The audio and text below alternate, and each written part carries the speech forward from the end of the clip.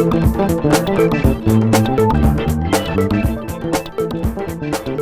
દર્શક મિત્રો, ફરી એકવાર આપનું સ્વાગત છે કાર્યક્રમ અતિથિમાં.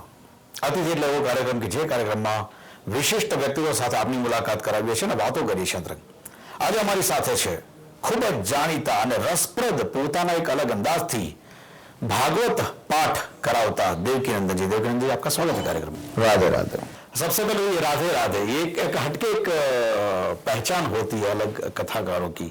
जब भी आपके मुंह से राधे राधे एक निकलता है, लोगों को एक अलग वाइब्रेशन मिल जाता है. लगता है कि कहीं जो एक हिमालय की टोची पे कोई पहुंचा है, वहां पे उसको कहीं ऑक्सीजन की कमी लग रही है और अचानक उसको कुछ ऑक्सीजन मिल जाता है. ऐसा राधे राधे जब भी आपके मुंह से निकलता है, लोग उछल पड़े. ये कहाँ से, ये वर्ड एक टिपिकल हर एक लोगों का होता है. ये राधे राधे वर्ड देवकीनंदन जी के पास कहाँ से आया? नहीं, देवकीनंदन जी के पास नहीं है. ये जो शब्द है, ये राधे राधे, ये कोई कहीं से चुना हुआ नहीं है. हमारे वृंदावन में, जहाँ से मैं बिलोंग करता हूँ, ब्रजधाम से, हमारे यहाँ कहा जाता है वृंदावन के वृक्ष को मरम न जाने कोई, डार डार और उपात पे राधे राधे होए. वहाँ के पेड़ पौधे भी राधे राधे उच्चारण करते हैं. थोड़ा सा कुछ तो ये आप करते नहीं हो, ये क्रिएट नहीं करते हो आप. ये गॉड गिफ्टेड होता है. आपको कुछ अलग तरीके से बनाया, मुझे कुछ अलग तरीके से बनाया. आपका अंदाज कुछ और है, मेरा अंदाज कुछ और है. मैंने क्रिएट नहीं किया, बस हो रहा है. अंदाज अपना एक क्रिएट नहीं किया जाता, अंदर से होता है. बिल्कुल ऐसा ही है. भागवत का अध्ययन, गीता का अध्ययन, कृष्ण भगवान जी के बारे में जानकारी सब लोग लेते, लेकिन कथा पठन जो एक कला होती है, मैं सीधा भाव आपकी वेबसाइट पे भी लिखा हुआ है, कई लोग आपको जानते हैं, उनको भी मालूम है कि कहाँ से आपने लिया है. लेकिन इस शो में पहली बार हम आपसे जानना चाहते हैं कि किस तरह से इस क्षेत्र में प्रवेश हुआ देवकीनंदन जी का. देखिए, मैं शुरू में जब बहुत छोटा सा था, 6 वर्ष का था, तब से मैं घर से दूर हूँ. अपने से घर में रहकर भी घर से दूर रहा.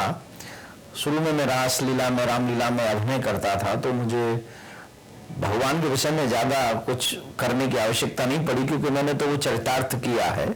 खुद राम बना हूँ, खुद लक्ष्मण बना हूँ, खुद भरत बना हूँ, खुद कृष्ण बना हूँ, खुद अनेकों अभिनय मैंने किए हैं.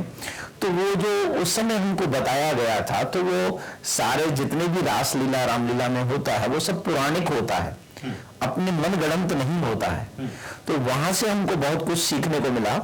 उसके बाद जब हम थोड़े से बड़े हुए, तो हमने अपने गुरुजी से अध्ययन किया, श्री पुरुषोत्तम शरण जी महाराज, जो वृंदावन भागवत पीठाधीश्वर हैं, उनसे हमने अध्ययन किया और फिर हमें मौका मिला और हम ये कथा कर रहे हैं. और आज हजारों लोग जितने भी हैं, टचवुड ठाकुर जी की बड़ी कृपा है कि आप देख रहे हैं, आपके अहमदाबाद में भी 200-300 लोग तो आते ही हैं सुनने के लिए. देवकीनंदन जी, पहली बार जब किया था, उस वक्त का अनुभव इंडिविजुअल, क्योंकि आपने बताया कि गुरु जी की कृपा के बिना कोई भी व्यक्ति आगे नहीं बढ़ सकता. बिल्कुल. लेकिन उसके साथ में जब शिष्य एक पारंगत हो जाता है, उसके बाद जब पहला परफॉर्मेंस करता है, उस पहले परफॉर्मेंस की मुझे बात करनी है कि पहली जब भागवत कथा की थी देवकीनंदन जी ने, क्या था? जब व्यासपीठ पर बैठे, पहली बार करना था, अकेले को करना था, तो क्या क्या क्या था वो अनुभव? एक्चुअली मैं स्ट्रांग नहीं था उस दिन. अगर मैं आपको सच बताऊं तो मैं अपने आप से एक सवाल कर रहा था कि क्या तुम कर पाओगे, पर्याप्त हो पाएगा. एक मिनट, ये एक कब की बात है और कहाँ की बात है? ये 97 की बात है और ये दिल्ली की बात है. मैं दिल्ली में पहली कथा किया था और उस समय मेरे मन में ये डाउट था, क्योंकि भगवान की कथा करनी है, एक इंसान का चरित्र नहीं पढ़ना है आपको. आपने एक भागवत कथा का पाठ करना है, आपको बहुत बड़ी सीमाएं पार करनी है. एक व्यक्ति के विषय में अगर कोई त्रुटि हो जाए तो कोई बड़ी बात नहीं है, लेकिन अगर यही त्रुटि भगवान के विषय में हो जाए, आपके मुंह से कोई भी शब्द ऐसा निकल जाए जो कि शोभनीय नहीं है, तो ये अपने आप में बहुत बड़ा दंड है, बहुत बड़ा अपराध है, और इस अपराध का प्रायश्चित आप ही को करना है. तो मैं ये सोच रहा था कि क्या मैं ये कर पाऊंगा. लेकिन मेरे गोविंद की कृपा थी. जब मैं 7वें दिन उठा तो मैं बहुत प्रसन्न था. 7वें दिन जब मैंने कथा पूरी की तो किसी ने मुझसे ये नहीं कहा कि आप पहली कथा कर रहे हैं. ये सब गॉड गिफ्ट था. हालांकि कई बार ऐसा होता था कि मेरे को अपने आप पे डाउट होता था, लेकिन लोगों ने, किसी ने मुझसे नहीं कहा कि क्या ये आपकी पहली कथा है। तो जब सबने पूछा, जब मेरे साथ में जो लोग थे उनसे पूछते थे, महाराज जी अब तक कितनी कथाएं कर चुके हैं, पहले ही दिन रिस्पॉन्स, मतलब पहली कथा में ही मुझे लगता है कि कम से कम 1,500 से 2,000 लोग थे वहां। 1,500 से 2,000 लोग, कहना आसान नहीं है। जिसको कोई नहीं जानता, जो जीवन की शुरुआत कर रहा हो, ये कोई क्रिकेट का मैच नहीं था कि जिस मैच को देखने लोग आएंगे ही आएंगे। जी जी जी। ये कोई पिक्चर नहीं थी जिसे लोग देखने जाएंगे ही जाएंगे। ये भगवान की कथा थी और एक नया व्यक्ति करने जा रहा था, पहली कथा करने जा रहा था जिसे कोई जानता नहीं है। तो ये अपने आप में बहुत ही आनंददायक था उस समय, जब 1-1.5 हजार लोग शुरू की कथा में थे, पहली कथा में, और सबने एक ही बात कही कि कथा में बहुत आनंद आया, और सबने एक ही बात कही कि ये कब से कथा कर रहे हैं। ओके, यानी प्रिविलेज, हाँ, कि सीजन प्लेयर जैसे कर रहा है ऐसे उनको फील हुआ। देवकीनंदन जी, 14 साल का सफर, 97, बिल्कुल कहा जा सकता है कि एक अच्छा खासा समय निकल गया। अपने आप में, खुद में क्या परिवर्तन देखा देवकीनंदन जी ने? परिवर्तन मैंने देखा कि जो उदाहरण, जो कथा कहने का स्टाइल उस समय मैंने शुरू में किया था, शुरुआत थी, शायद उसमें दिन पर दिन निखार आ रहा है और मन में भाव भी उत्पन्न होते हैं। जब आप पब्लिकली अपने ठाकुर को सच्चे दिल से जब आप कथा सुनाते हो, तो ये रियलिटी है कि जो आप नहीं सोचा, जो आपने नहीं पढ़ा, वो भी आपके मुंह से निकल जाता है। वो आपके हृदय के उद्गार होते हैं, क्योंकि इतना कथा आपने की है, उन सब का एक्सपीरियंस, उन सब का अनुभव, और इतनी बार आपने प्रभु के गीत गाए हैं, तो उसकी कृपा भी होती है साथ में।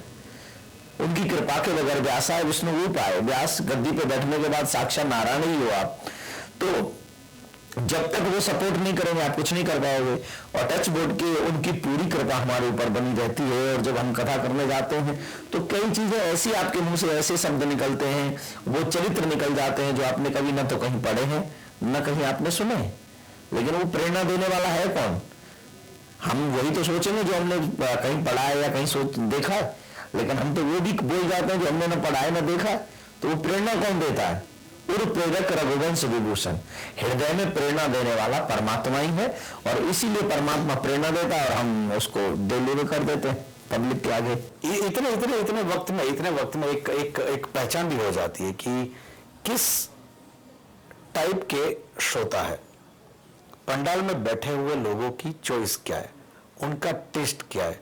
मेरे हिसाब से, उनके हिसाब से अपनी वाणी में, दृष्टांतों में थोड़ा सा परिवर्तन लाने की जो एक सूझ होती है, वो भी धीरे धीरे डेवलप हो जाती है। कई बार ऐसा भी हुआ होगा कि देवकीनंदन जी ने खुद ने बहुत अच्छा पठन किया, बहुत अच्छी बातें की, लेकिन सामने कोई रिस्पॉन्स नहीं मिला। ऐसा भी कहीं अनुभव हुआ होगा? नहीं, कई बार जैसे मैं हर जगह जाता हूँ, विदेशों में भी गया हूँ, तो कई बार ऐसा होता है कि वो आपकी बात को नहीं समझ पाए जो आपने कहा, और वही सेम बात आपने उन्हीं की शैली में उनको समझा दी, तो उन्होंने उस बात पे एंजॉय किया, वो उस बात को हंसने लगे, उस बात पे रोने लगे, या उस बात पे उनको समझ में आ गया, तो उनको आनंद आ गया। लेकिन कई बार ऐसा होता है कि जो भाषाएं हैं, अब हम लोग कई बार जैसे अहमदाबाद में आए हैं तो यहाँ गुजराती भाषा चलती है, लेकिन अधिकांश जितने भी लोग हैं वो सब हिंदी भी समझते हैं। और इसीलिए हमारे जो जजमान थे, आपको एक अचरज की बात बताऊं, उन्होंने सोचा था ज्यादा से ज्यादा हमारे यहाँ 1,500-2 हजार लोग आएंगे, इससे ज्यादा नहीं। और कथा के पहले ही दिन 10,000 से ज्यादा लोग थे। आज कल जो थे वो 15,000 प्लस लोग थे, आज और भी ज्यादा ही होंगे। तो ऐसा नहीं है कि आप जो पब्लिक समझती है वो आएगी।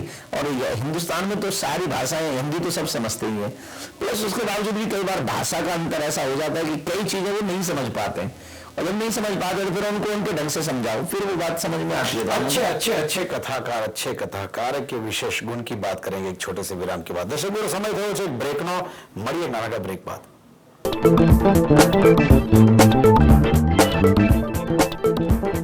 વિરામ બાદ ફરી એકવાર સ્વાગત છે આપનું કાર્યક્રમ અતિથિમાં। દેવકીનંદનજીની વાતો, રસપ્રદ વાતો, સારા કથાકારના વિશિષ્ટ ગુણોની વાતો ब्रेक पछીની। देवकीनंदन जी, ब्रेक से पहले हमने आपसे पूछा कि अच्छे कथाकार में क्या क्या विशेष गुण होने चाहिए।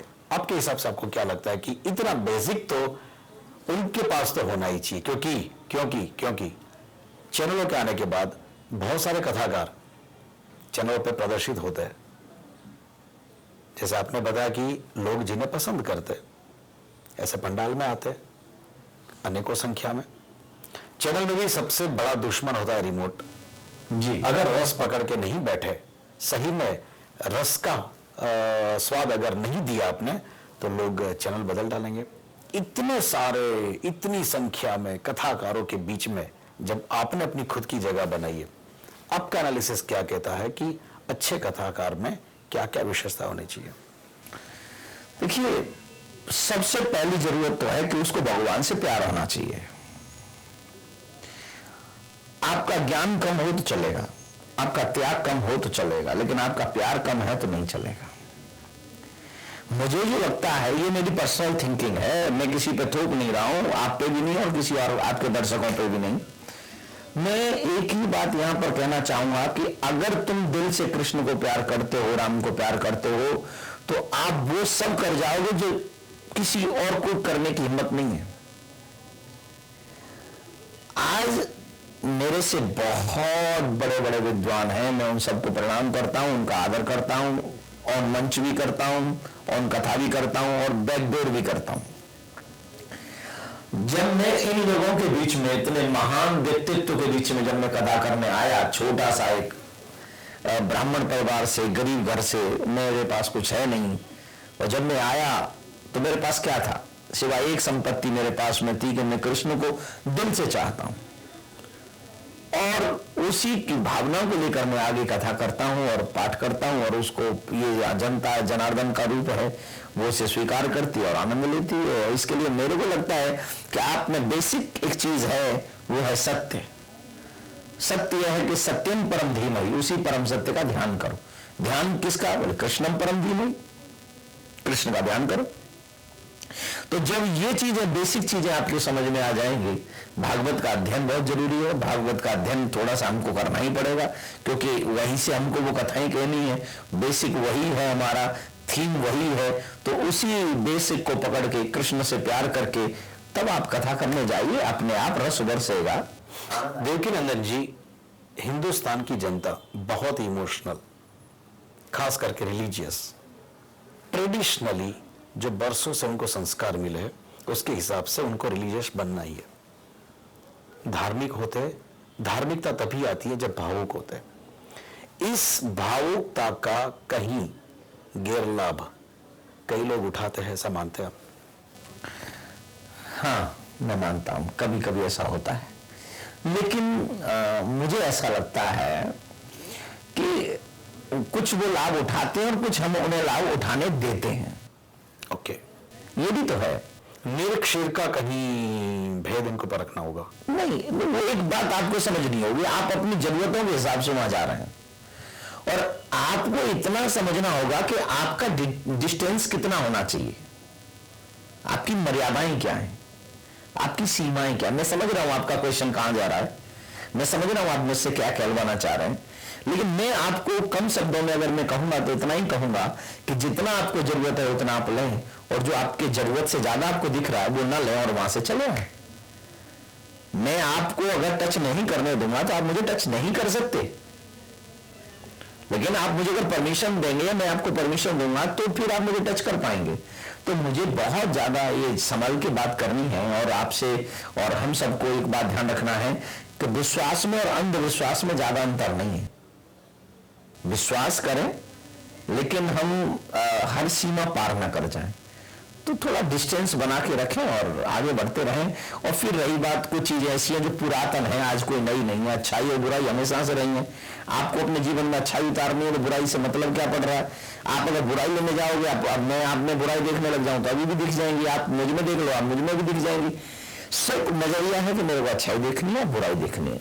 अच्छाई बुराई है तो शुरू से ही, स्त्री पुरुष तो है शुरू से ही, पाप और पुण्य है शुरू से ही, धर्म और अधर्म है शुरू से ही। क्या नहीं है? शुरू से ही। ये सब होता वही जो आज हो रहा है वो पहले भी हो चुका है।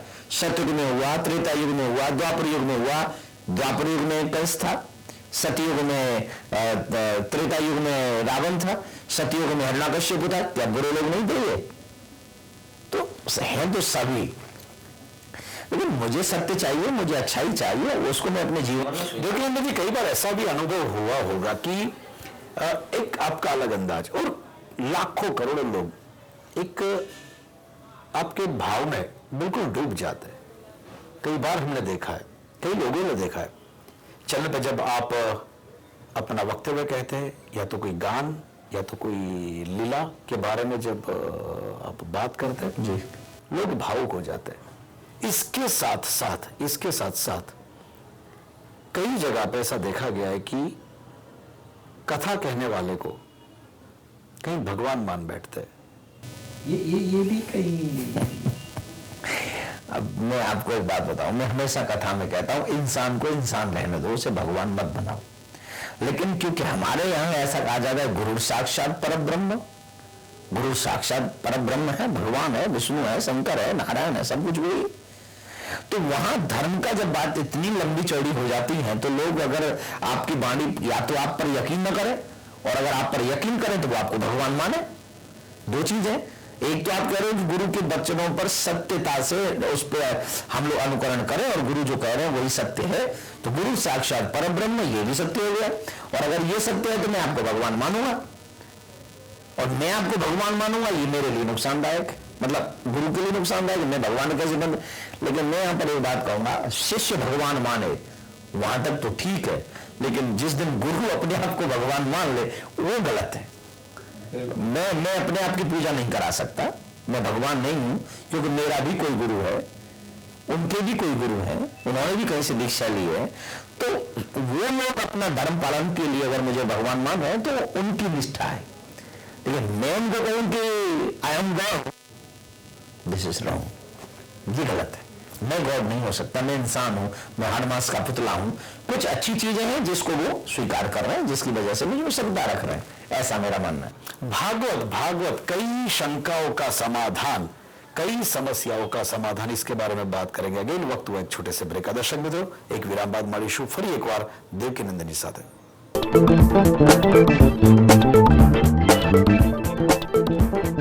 વિરામ બાદ ફરી એકવાર સ્વાગત છે આપનું કાર્યક્રમ અતિથિમાં। देवकीनंदन जी, भागवत कई समस्याओं का समाधान, कृष्ण भगवान का एक जीवन चरित्र, अगेन एक कहा जाता है कि महापुरुष, एक युग पुरुष, अगर उनकी जीवन का एक एक दिन का एक एक घटनाओं का अगर हम कहीं ना कहीं अभ्यास करें तो बहुत सारे प्रश्नों का समाधान मिल सकता है। आपके हिसाब से, देवकीनंदन जी के हिसाब से, भागवत के बारे में अगर 5 सेंटेंसेस कहने हैं तो क्या कहना चाहेंगे? आपने बहुत कम कर दिए, 7 दिन की कथा को 5 सेंटेंस में कहना बहुत डिफिकल्ट है, लेकिन फिर भी मैं 1-2 ही आपको बता दूं तो ज्यादा बेटर रहेगा। एक तो सबसे बड़ी बात है, पांडवों से हमको सीखना चाहिए कि पुण्य देखने में छोटा लगता है, सत्यमेव जयते, पांडवों की विजय हुई। पाप देखने में बड़ा लगता है, दुर्योधन, लेकिन सब समाप्त हो गया। दूसरा, भक्ति की कोई उम्र नहीं होती। जैसे ध्रुव 5.5 वर्ष के थे और वो भक्ति करने निकल गए, लेकिन आजकल लोग कहते बुढ़ापे में भक्ति करेंगे, इट्स नॉट पॉसिबल। कैसे करेंगे हम बुढ़ापे में भक्ति? बुढ़ापे में शरीर हम पे चलता नहीं, हम पे भक्ति होगी। तो दूसरी बात मैं यही कह रहा हूं कि हमको भक्ति करनी हो तो ध्रुव की तरह करनी चाहिए, बचपन में ही शुरुआत उसका बीज हमको बोना होगा। तीसरी बात, अगर मैं आपकी भाषा में थोड़ा सा आपके चैनल के माध्यम से समझाऊं तो हमें दुर्योधन की और कंस की तरह पापी नहीं होना चाहिए, अपने माँ बाप का तिरस्कार नहीं करना चाहिए। बहुत ज्यादा जरूरी है कि हम भागवत में ही ऐसे प्रसंग आते हैं, चाहे वो राम जी का ले लीजिए, चाहे वो अपने और भी कई ऐसे भक्त हैं जिन्होंने अपने माता पिता को, रामायण में लेंगे तो अपने श्रवण कुमार का नाम सबसे ऊपर आता है, राम जी का नाम सबसे ऊपर आता है। तो हमें अपने माँ बाप का सम्मान करना चाहिए। जो लोग अपने माँ बाप का सम्मान करते हैं वो, उनको कोई भी चीज की आवश्यकता नहीं रहती, अपने आप में श्रेष्ठ हो जाते हैं। चौथी बात मैं अगर कहूं कि अगर प्रेम करना ही है तो दुनिया वालों से न करें, प्रेम करना है तो सिर्फ कृष्ण से करें, जैसे ब्रज की गोपियों ने किया, जैसे ब्रज की गाय और बछड़े ने किया, जैसे हमारे ब्रज के नंद बाबा मैया यशोदा ने किया। उन्होंने दुनिया के सारे रिश्ते तोड़कर प्रेम किससे किया? कृष्ण से किया। और वही सत्य है असार नाम संसार, सार भगवत नाम सा। अगर कुछ सार है तो सिर्फ भगवान का नाम सार है। दुनिया झूठी है, ये मैं भी जानता हूं और आप भी जानते हैं। आज मेरे साथ है, कल किसी और के साथ है। पांचवी बात अगर मैं भागवत के माध्यम से आपको कहूं तो यही है कि हरे नाम हरे नाम हरे नाम केवलम कलु नास्तई गतरन्य था।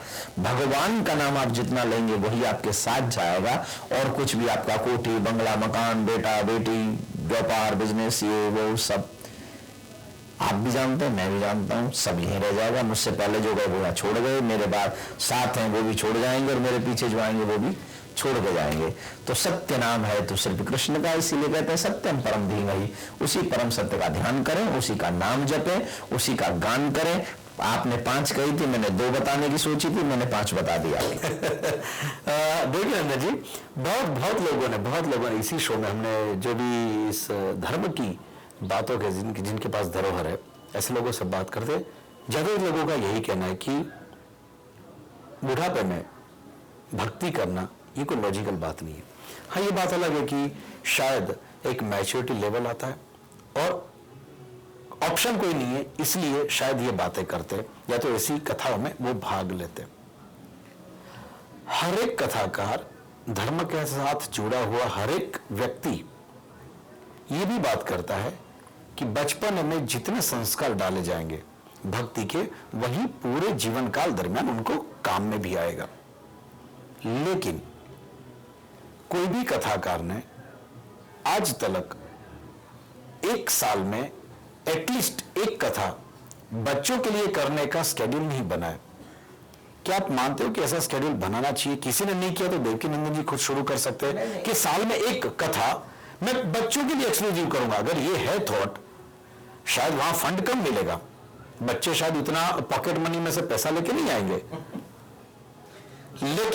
लेकिन अगर हम चाहते हैं कि बच्चों के कानों में ऐसी बातें जाए तो शायद ये प्रयास शुरू करना चाहिए। आप अगर कभी मौका मिले तो कथा पंडाल में आइएगा। कथा भागवत में अगर सबसे ज्यादा बच्चे मिलेंगे तो आपको देवकीनंदन के कथा पंडाल में ही मिलेंगे।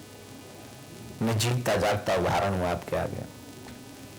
बाधा तो नहीं है, लेकिन सच कहता हूं मैं आपसे, मैं जहां भी कथा करने जाता हूं 3 दिन मेरा अलाउंस यही होता है मेरी वाणी के द्वारा, इस शरीर के द्वारा, कि आप खुद आइए और अपने बच्चों को लाइए। और टचवुड में उनका आभारी हूं बेचारे उन माँ बाप का जो मेरी बात मानते हैं और अपने बच्चों को लाते हैं।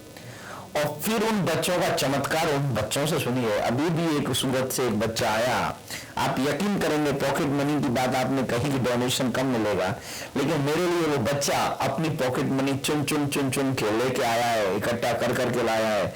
सिर्फ जो वृंदावन में मंदिर निर्माण हो रहा है उसके लिए बोले ये मेरी जेब पॉकेट मनी है जो मैं रखता हूँ, मेरे माँ बाप मुझे देते, मैं आपको देना चाहता हूँ। ये उस कथा का असर उस बच्चे के ऊपर है। तो आई लव इट चिल्ड्रन, मैं बहुत प्यार करता हूं उनसे, और मैं आज उनकी दुआ से यहां पहुंचा हूं। कितने माँ बाप हैं जो जहां मेरी कथा होती है वैसे बच्चों को जरूर लाते हैं, उनकी वजह से वो सुनते हैं। तो मैं करता हूं, लेकिन आपका सुझाव अच्छा है। नेक्स्ट टाइम डोनेशन के लिए नहीं, संस्कार के लिए, और संस्कार सबसे बड़ा डोनेशन है इस दुनिया में। अगर सबसे बड़ा संस्कार और डोनेशन अगर कुछ है तो माँ बाप के द्वारा बच्चों को देना होना चाहिए संस्कार। देवकीनंदन जी, भाषा में आप अंग्रेजी का अच्छी तरह से, बहुत आज की जनरेशन को जो चाहिए वही लैंग्वेज में। कई लोगों के लिए प्रॉब्लम है, मेरे से वो विद्रोह करते इस बात को। अच्छा, मैं पॉजिटिव वे में ले रहा हूँ। कैसे और विरोध कौन करते हैं, क्या कहते हैं, जरा उस जो बहुत जिन्होंने भागवत का अध्ययन शायद किया है, जो बहुत पुराने लोग हैं, उनको अच्छा नहीं लगता कि हम इंग्लिश इस्तेमाल करें बीच में, लेकिन मेरा इस्तेमाल करने का एक मजबूरी है, उसके पीछे ध्येय है। मैं चाहता हूं कि मैं खुद इंग्लिश जानता नहीं हूं, मैं हिंदी भी ढंग से नहीं जानता हूं, मैं संस्कृत भी नहीं जानता हूं, मैं कुछ भी नहीं जानता हूं, लेकिन फिर भी अपनी तरफ से प्रयास करता हूं। भाई, प्रयास करना कोई बुरी बात है क्या? और अगर मैं आज की भाषा में आज के बच्चों को कोई चीज समझाने के लिए तैयार हो रहा हूं तो व्हाट आर लॉस्ट? तुम्हारा नुकसान क्या हो रहा है उसमें? अगर मुझे प्रॉफिट नहीं हो रहा तो आपका नुकसान नहीं हो रहा। और आप वही सुनाइए जो आज के बच्चे सुनना चाहते हैं। एन कैन प्रकार है ना, हमारे रामायण में लिखा, भाव को भाव अन खाल सुन नाम जपत मंगल दिस दसो। भगवान की भक्ति भाव से करो, कुभाव से करो, नाम जपो भाव से, कुभाव से कल्याण कराओ। तो हम तो चाहे इंग्लिश में नाम जपाएं, चाहे हिंदी में नाम जपाएं, चाहे संस्कृत में नाम जपाएं, मकसद तो भगवान का भक्त बनाना ही है। वो हम कर रहे हैं, लेकिन पहले विद्रोह करते तो मैं उनको प्रणाम करता हूँ। नहीं, ये आपने बताया कि हम नहीं जानते, लेकिन बहुत अच्छी तरह से आप अच्छे अच्छे वर्ड इस्तेमाल कर लेते हो। ये गॉड गिफ्ट है सब। मेरे पास कोई डिग्री नहीं है, आपके चैनल के माध्यम से सच बता रहा हूं मैं, मेरे पास कोई डिग्री नहीं है, न इंग्लिश की, न हिंदी की, न संस्कृत की, किसी की नहीं। लेकिन मेरे पास अगर एक डिग्री है तो मेरे कन्हैया की एक डिग्री है कि तू जहां जाएगा, मैं अमेरिका में भी एयरपोर्ट पे गया, लोगों ने वहां तो हिंदी बोलेंगे तो कोई समझेगा, इमिग्रेशन में तो चेकिंग होगी, हमने कराई, हमने उसकी भाषा में अपनी चेकिंग कराई और वो भी निकल गए आगे। तो सब कन्हैया की कृपा है, कृष्ण की कृपा है, उन्हीं की कृपा से सब है। कई लोगों का उद्धार हो जाता है भागवत सुनने से। कभी इच्छा नहीं होती कि पॉलिटिशियन होगा कुछ करे तो इस देश का भी उद्धार हो? उनका नहीं हो सकता।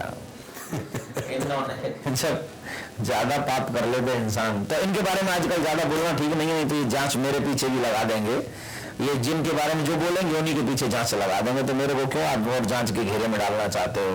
कुछ भी नहीं निकलेगा तो परेशान तो करेंगे ही करेंगे। लेकिन मैं ये जरूर कहना चाहूंगा कि राजनीति बिना धर्म के हो नहीं सकती। जो राजनीतिज्ञ व्यक्ति धर्मात्मा नहीं है, धर्म अनुकूल आचरण नहीं करता, मैं बात सिर्फ हिंदू धर्म की नहीं कर रहा हूं, चाहे हमारे देश में मुसलमान भी भाई जो हैं वो भी राजनेता हैं, और जो हिंदू हैं वो भी राजनेता हैं, सिख भाई हैं वो भी राजनेता हैं, फारस कई बार क्रिश्चियन भी हमारे यहाँ राजनेता हैं। मैं सबसे कहूंगा कि सबको अपने अपने धर्म का पालन करना चाहिए, और जो लोग धर्म का पालन करते हैं, जो कर सकते हैं, जो धर्म को जानते हैं, वही व्यक्ति देश को अच्छा चला सकते हैं। और जो धर्म से मुंह मोड़ लेता है वो देश को नरक में तो ले जा सकता है, उसका बदला नहीं कर सकता, उसका उद्धार नहीं कर सकता। ऐसे ही मरेंगी सारी भारत की प्रजा जैसी अभी मर रही है। अंतिम सवाल जी, यदा यदा ही धर्मस्य, आपको लगता है कि क्या अभी भी वो आस लगा सकती हिंदुस्तान की जनता, विश्व की जनता, कि कृष्ण भगवान का प्रकटीकरण जरूर होगा? कलयुग के चौथे चरण में कल की भगवान का प्रादुर्भाव होगा, और ऐसे पापियों को सबको मारेगा, वो गिन गिन के मारेगा। ये जितने भी बैठे ना, कोई 10,000 करोड़पति है, कोई 25,000 करोड़पति है, तो पब्लिक का घोटाला कर करके बैठे हैं। मैं किसी का नाम नहीं ले रहा हूँ, किसी पे मेरा कटाक्ष नहीं है, मैं सिर्फ आपको बता रहा हूँ, पाप चाहे मैं करूं चाहे आप करें, पापी तो मरेगा ही मरेगा। कितने लोग हैं जिन्होंने पब्लिक का खून चूस चूस के पैसा इकट्ठा कर लिया, लेकिन उनका पैसा भोगने के लिए उनकी कोई औलाद नहीं है। कितने लोग हैं जिनको अभी से जीते जागते लकवा मार गया। कितने लोग हैं जिनको अभी से कैंसर है। ये क्या है? ये क्या आप अपने पाप का फल भोग नहीं रहे? भोग तो आप अभी भी रहे, लेकिन कई लोग उसको इग्नोर कर रहे हैं, जानते हैं, मानते नहीं हैं। मत मानिए मेरे बच्चों, कभी तो समझ में आएगी, और जिस दिन समझ में आएगी शायद तब तक मौत हो चुकी होगी, या शायद तब तक बहुत देर हो चुकी होगी। तब आपका कुछ भी ये पैसा काम नहीं आने वाला है। कोई दौलत, शौहरत, नाम, फेम, कुछ भी आपके काम आने वाला नहीं है। उस समय सिर्फ सत्यमेव जयते, कृष्णम परम धीमहि, असार नाम संसार सार भगवत नाम सा। Thank you very much Devaki Nandan ji. दर्शक मित्रों, आपकी खास मुलाकात देवकी नंदन जी સાથે ની ફરી મળીશું નેક્સ્ટ એપિસોડમાં એક નવા અતિથિ સાથે। ત્યાં સુધી રજા આપશો। નમસ્કાર। Thank you very much. Thanks a lot.